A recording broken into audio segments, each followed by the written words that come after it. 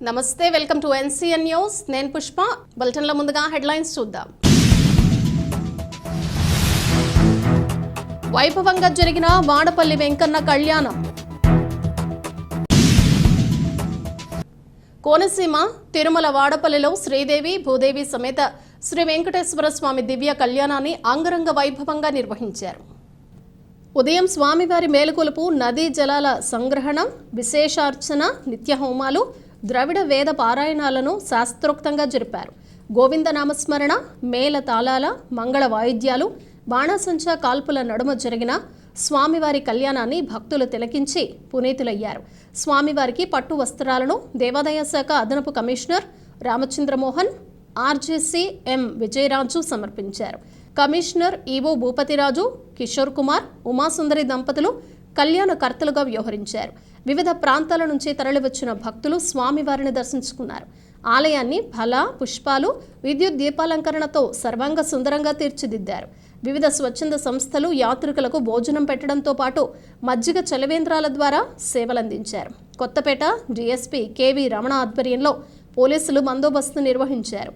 అధికారులు, సిబ్బంది ఉత్సవాల్లో తమ వంతు సేవలు అందించారు.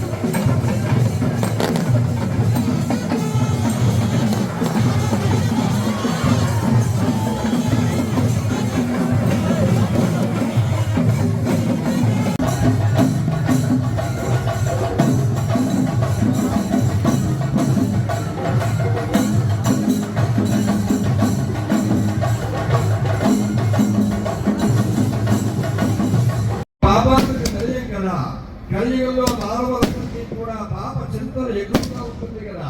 పాపములను పొరుగుడితేనే కానీ, పాపాలను గడిపిస్తేనే కానీ మానవులు ధరించలేదు. కాబట్టి ఎలాగని పాపములను